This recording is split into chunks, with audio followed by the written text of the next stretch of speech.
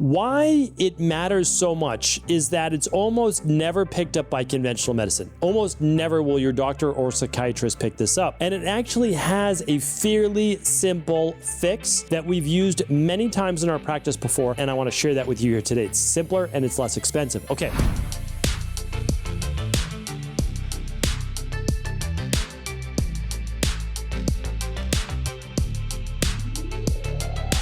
Welcome back, everybody. Brand new Cabral concept here today. I want to make sure that you've heard of this.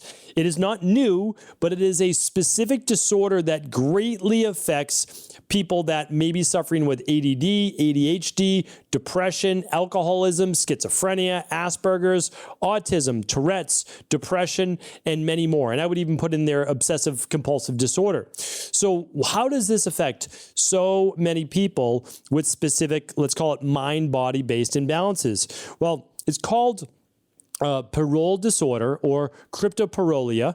And why it matters so much is that it's almost never picked up by conventional medicine. Almost never will your doctor or psychiatrist pick this up. And it actually has a fairly simple fix that we've used many times in our practice before. I personally was not aware of it until around 2012, 2013. And then we started to look at it more in our practice. And so much so that we actually got rid of all the lab testing that we used to do for it. Even though it's a simple urine-based test, we actually got rid of it because the fix is much more simple. And I want to share that with you here today. It's simpler and it's less expensive. Okay, so let's get right into it. What is pyrrole disorder or pyrrole disorder? It's just Pyrrole.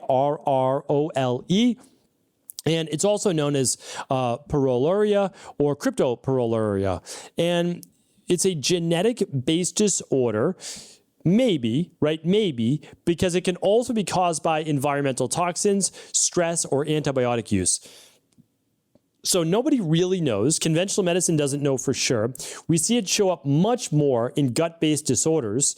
And so it very well and may likely simply be genetic from the standpoint, well, I don't know about genetic, but you may have been born with not exactly the best balance of intestinal flora, intestinal bacteria. Or you took antibiotics, or you were exposed to high amounts of glyphosate, eating Cheerios or all these certain types of, so-called kids' foods. And it led to maybe a gut-based imbalance. And now it's not going to affect everybody, okay? So I just want to be clear on that. But at least people who are more predisposed, it can certainly affect them. And what happens is pyrrole is a byproduct of hemoglobin synthesis and has no known function necessarily in the body, but it's a byproduct of essentially oxygenation of your red blood cells. Now, most people, let's just go with 99+% of people, because this doesn't even affect 1% of people, but it still affects a lot of people. We're talking about millions of people around the world. So here's the issue, though, is that not everybody's affected by this, but the people that are absolutely show up with the symptoms that I just spoke about ADD, ADHD, depression, drug addictions or alcoholism, schizophrenia, Aspergers, autism, Tourette's, let's say even postnatal-based depression. I think that's an important one to look at as well, and many others.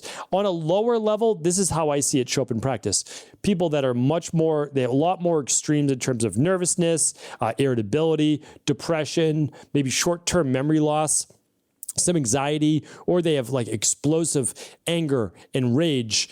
Those are the people that I look for specifically. And again, one that often gets left off the list is obsessive compulsive disorder. And it's interesting because when I ask people, about a lot of these things, irritability, depression, nervousness, and OCD, and they'll say, well, some days it's stronger than others. And it's very fascinating because this is why we don't always do the cryptopyrrolia testing as much anymore, because some days it'll be stronger than others.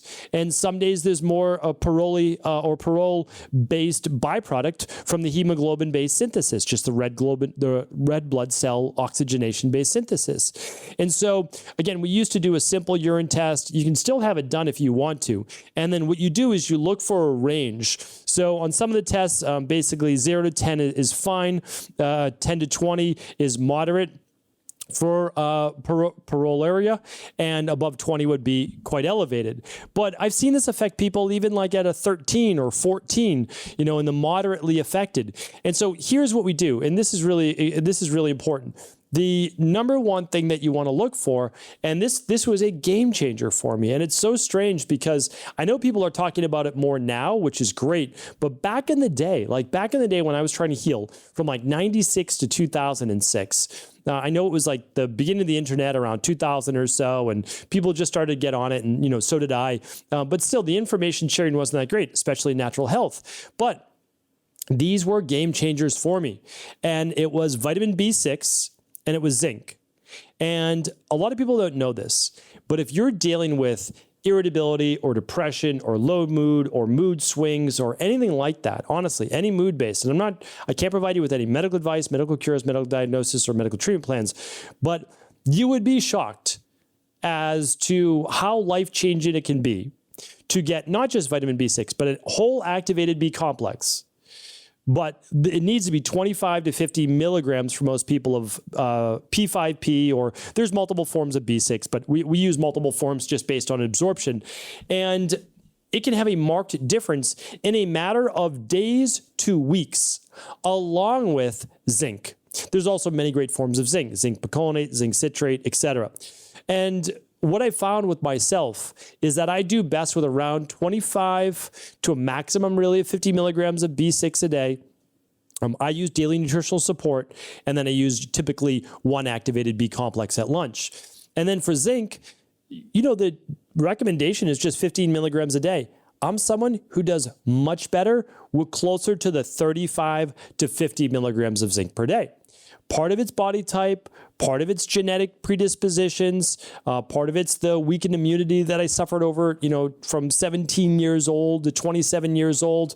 But they're game changers for me. They really are, in terms of my mood and in terms of my energy and in terms of my immune system. So those are the first two that we look at, but not just, again, every psychiatrist, therapist, and health practitioner should be looking at nutrient deficiencies whenever someone comes in for depression, nervousness, irritability, overwhelm. And it's not the only places, but we need to look there. And obsessive compulsive disorder. I definitely trended more towards OCD. There's no doubt about it, in my teens and 20s until I figured this out. I really, honestly. And I would have great days and I would have bad days. And sometimes you're just way more depleted of your B vitamins and zinc. But here's what else I want to share with you, because I worked with a mother and son the other day. I work with one deep dive client per week. These are very long appointments where literally I do an intensive with them. They're 3 hours long, and I do about 2 to 3 hours of prep work looking at all of their labs, and I go through their whole health history. I go through blood work. I go through all of the at-home functional medicine lab testing, all of it. And the problem is that everyone, I shouldn't say everyone, this is a exaggeration, but we've been taught by the media, we've been taught by, our culture that there's one medication, or if we move towards green medicine, there's one nutrient that we're missing that's going to solve everything. And it's just not the case. It's not the case. So I don't find myself as often having to do this because, truthfully, most people listen to the Cabral concept. They've read the Rainbow Effect. They've, listened to other shows, etc. And so they kind of get that there's a foundational based approach. But even with this, I wouldn't say, even though zinc and B6 are most implicated with pyrrole disorder, you also want to look at, are you getting all of your B vitamins? So your methyl donors, TMG, methylfolate, which is just vitamin B9, B12, and I wouldn't even just stop there. I would look at vitamin B3, right? Niacin, pantothenic acid, B5. So these are very important. So I always recommend a full activated B complex. Daily nutritional support or your daily activated multivitamin will have it by Equilife. You can find other brands as well. It's not the only brand, but it's the one obviously I use in my practice. And then most people need a good omega-3. So if you're dealing with a mood-based issue, please look at a good omega-3. And then besides that, vitamin D3 to optimize your vitamin D3 levels, and zinc. So that's where we start, okay? If you can, that was 4, right? So daily nutritional support or daily activated multi, you don't need to do both. Then you're going with, because you're getting all your B vitamins in those, your activated ones. Then you're going with omega-3, then you're going vitamin D, and then you're going with your zinc, your FM zinc or balanced zinc. So absolutely, that is where I recommend starting. Now, there's a few others, and these are already going to be. So these are already going to be in your activated multi or your daily nutritional support or your favorite company, right? You're just going to look for these. Manganese.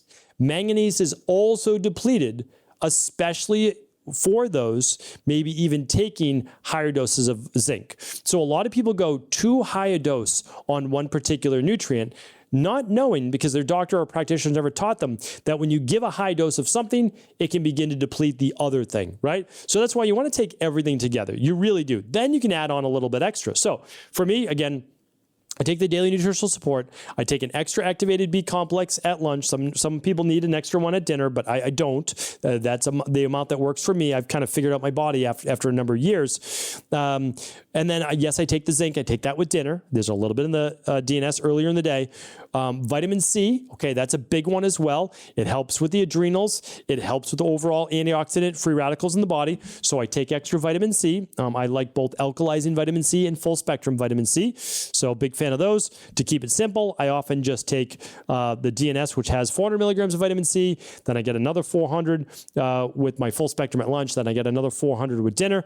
And that's the minimum that I'll take. And then I'll often take more than that. Okay, magnesium. This is a big one. Yes, you get some in your activated multi or DNS, but many people with stress or mood or emotional based imbalances need more magnesium.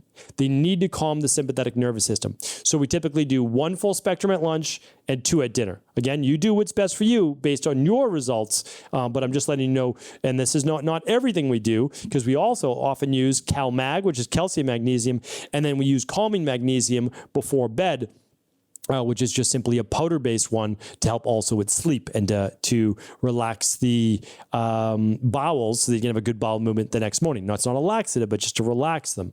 Okay, and the last one I spoke about as well, if you're dealing with depression or any mood-based disorder and you're not using vitamin B3, I just think, even for a practitioner, it's a mistake just because of how well studied it is. And you don't need to use a flush-based form of niacin.